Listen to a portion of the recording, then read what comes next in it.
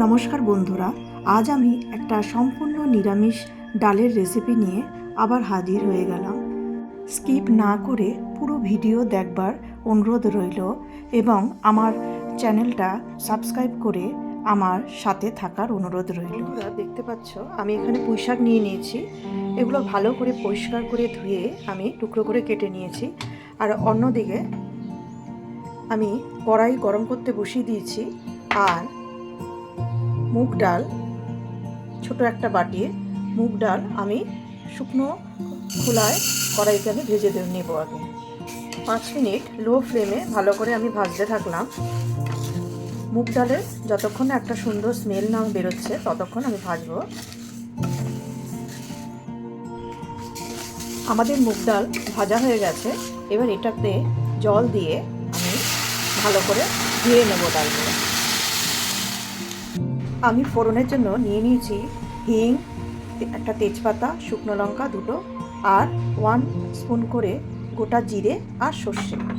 এই রান্নায় লাগবে পরিমাণ মতো কাঁচা লঙ্কা বাটা আর পরিমাণ মতো আদা বাটা। কড়াই গরম হয়ে এসছে, এতে আমি এখন সর্ষের তেল দিয়ে দেবো। তেল গরম হয়ে এসছে, তাতে আমি একে একে ফোড়নগুলো আমি অ্যাড করব।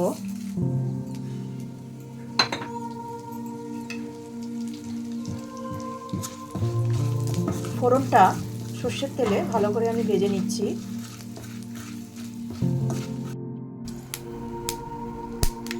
এতে আমি পরিমাণ মতো আদা বাটা দেব, লঙ্কা বাটা,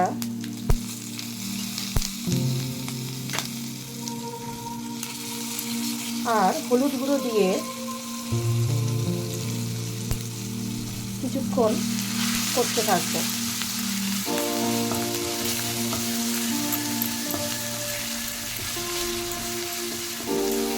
আদা, হিং আর কাঁচা লঙ্কার সুন্দর একটা গন্ধ ছাড়ছে।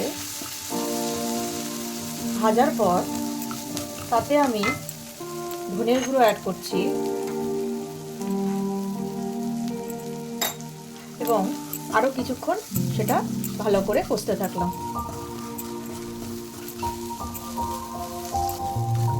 এখানে এখনো আমি নুন ইউজ করিনি। আমাদের মশলাটা সম্পূর্ণ কষে গেছে এবং সুন্দর গন্ধও বেরোচ্ছে। এই সময় আমি কেটে রাখা পুঁইশাকগুলো দিয়ে দেব।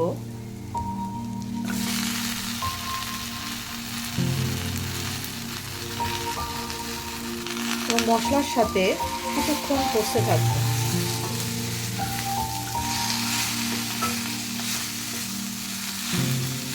আগে আমি নুন ইউজ করিনি, এখন আমি শাকটা দেওয়ার পর পরিমাণ মতো নুন দেব এবং ঢেকে ঢেকে কিছুক্ষণ ভাজতে থাকব। নুন অ্যাড করে আমি মশলার সাথে শাকটা ভালো করে কিছুক্ষণ নাড়াচাড়া করে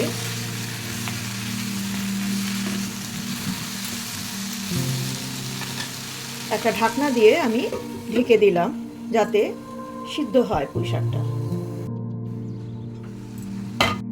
শাকটা কিছুক্ষণ সিদ্ধ হওয়ার পর তখন আমি মুগ ডালটা যেটা ভেজে ধুয়ে রেখে দিয়েছিলাম সেটা তাতে দিয়ে দেব এবং শাকের সাথে নাড়াচাড়া করব কিছুক্ষণ। এখানে আমি 300 ml এর মতন জল গরম বসিয়েছি আর এদিকে মুগ ডাল আর শাকটা মশলার সাথে আস্তে আস্তে আমি কষিয়ে নিচ্ছি।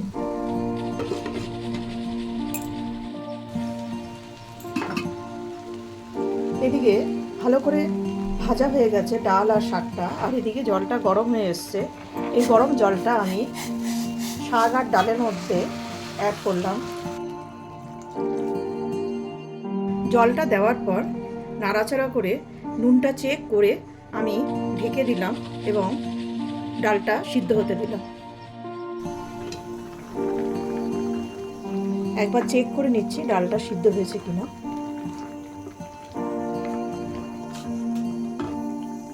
যেহেতু এটা কুকারে রান্না করছি না, সে প্রয়োজন হলে আরেকটু গরম জল আমি ডালটাতে অ্যাড করলাম, না হলে শুকিয়ে আসছিল ডালটা। আরও কিছুক্ষণ ডালটা সিদ্ধ হতে আমি ছেড়ে দিলাম।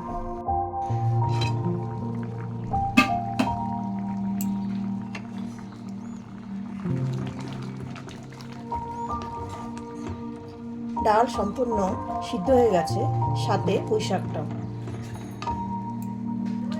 সম্পূর্ণ ডালটা সিদ্ধ হয়ে যাওয়ার পর তাতে আমি সামান্য চিনি, হাফ স্পুনের মতন, আর একটু ঘি